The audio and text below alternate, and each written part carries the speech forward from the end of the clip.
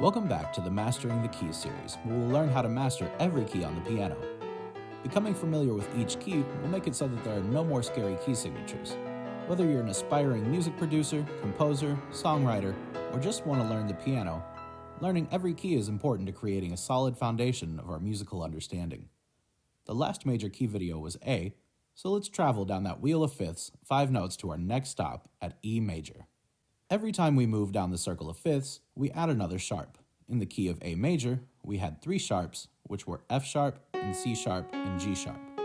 So in the key of E major, we'll add the next sharp in our series, D sharp. You may have noticed that every time we add a sharp in our key signature, the newest sharp is always a half step below the root note of the key. For example, in A major, the new sharp that we added was G sharp. In the key of E major, the new sharp that we will add is D sharp, which is a half step below the root note of E. Now let's talk about the notes that make up the E major scale. Since our key is E, our root note of the scale will also be E. By following the major scale step pattern of whole step, half step, whole step, whole step, whole step, and half step, we will get the notes E, F sharp, G, A, B, C sharp, D sharp, and back to E. Now let's talk about the scale. This scale uses the same finger pattern as the A major scale in the previous video.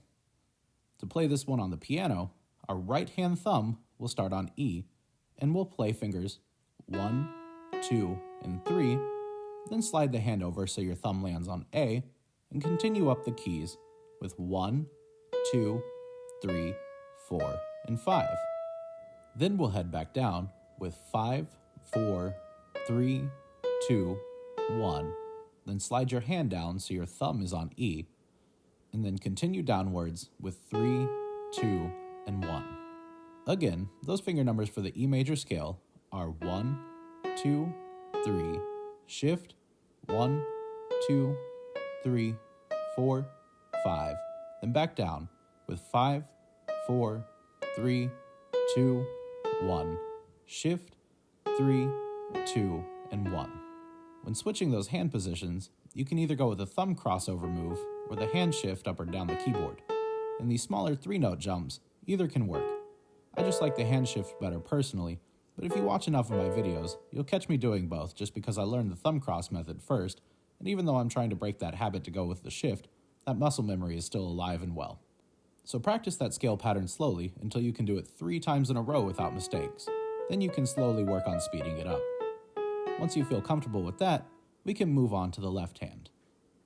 In the left hand, we start with the pinky, or finger number 5, on E, and then play fingers 5, 4, 3, 2, 1. Then slide that hand up 3 notes so that your thumb lands on E, and continue playing up the keyboard with 3, 2, and 1. Then go back down with fingers 1, 2, and 3, and then shift back down 3 notes and play 1, 2, 3, 4, and 5.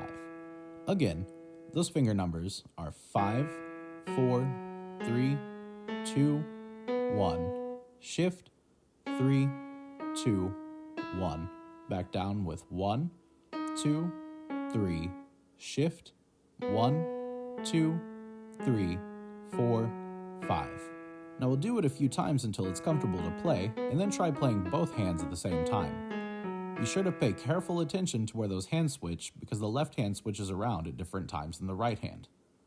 So let's set up our hands with 5 on E in the left hand and 1 on E in the right hand, and play E, F sharp, and G.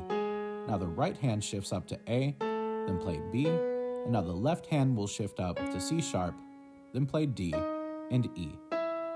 Now we'll go back down from E to D sharp, and then play C sharp. Now the left hand switches down to B, then play A. And now the right hand will shift down to G sharp, then F sharp, and finally back home to E. Now let's do that again, but a little slower.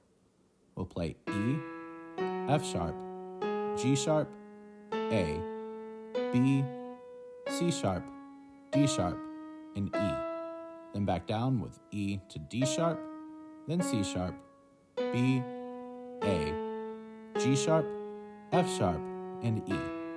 Great work so far. Once you feel comfortable with those scales, we can move on to the arpeggios. Arpeggios are just runs that play the root, the third, and the fifth notes of the scale, which in E major are the notes E, G sharp, and B. E major arpeggios use the same fingering as the ones in A major, just on different notes. We'll start with finger 1 on E, finger 2 on G sharp, and finger 3 on B. So we'll play E, G sharp, and B, then shift the hands up to have fingers 1 on the next E, G sharp, and B, and then finally use finger 5, our pinky, on that final E before coming back down with B, G sharp, and E. Then shift our hand down to have 3 on B, 2 on G sharp, and finish up with 1 on E. Again, that right hand arpeggio goes finger numbers 1, 2, 3, shift, 1, 2, 3, 5, 3, 2, 1, shift, 3, 2, 1. The left hand plays the same notes, but it will use a different fingering.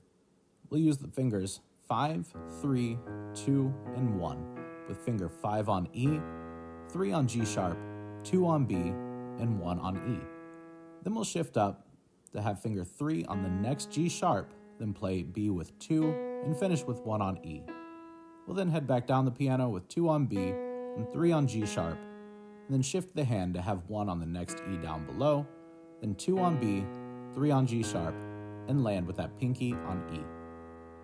Again, those left hand finger numbers are 5, 3, 2, 1, shift, 3, 2, 1, 2, 3, shift, 1, 2, 3, 5.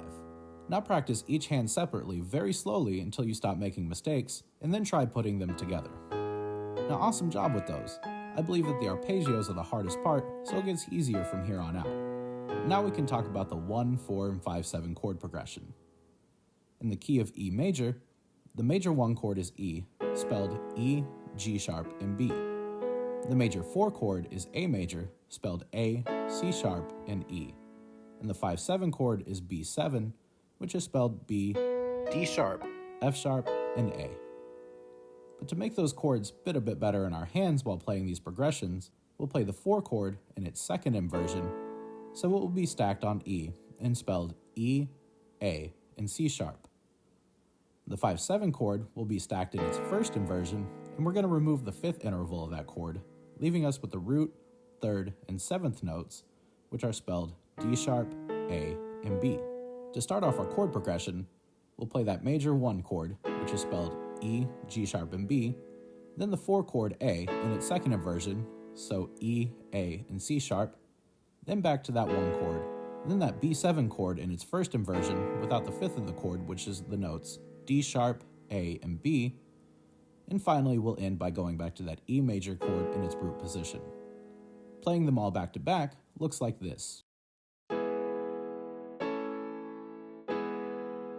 We play these because they're the most common chords in just about any given piece, so it'll really set us up to play in that key. Now great job making it through those. There's just one last thing to talk about before truly mastering E major, and those are the inversions. These are just going through and stacking the 1 chord in different ways. In the right hand, we'll play E major with the notes E, G sharp, and B using the classic 1, 3, 5. Then we'll move finger 1 up to G sharp, so we play G sharp, B, and D with 1, 2, and 5. Then we'll move the right hand up again, so finger 1 is on B, and we'll play B, E, and G sharp with fingers 1, 3, and 5. And finally, we'll move up once more to play that E major chord in root position with fingers 1, 3, and 5. In the left hand, the notes are the same, but we'll use different fingers. We'll play that root E major with fingers 5, 3, and 1 on E, G sharp, and B. Then we'll shift up to play G sharp, B, and E with fingers 5, 3, and 1 again. Then move up to play B, E, and G sharp with fingers 5, 2, and 1.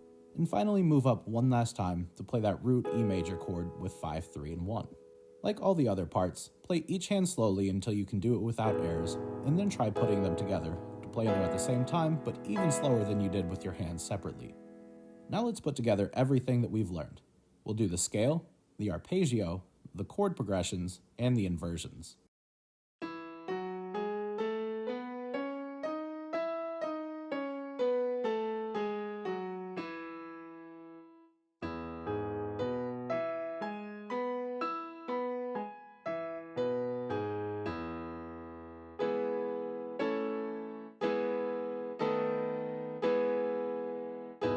If you've made it through all of these steps, awesome job getting this far. Always remember that if you master something slowly, you can master it fast as well.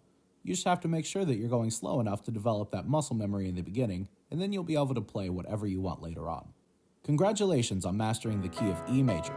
If you found this video helpful, please help out the channel by giving this video a like and subscribe if you aren't already. Thanks for watching, and be sure to stay tuned for the next video.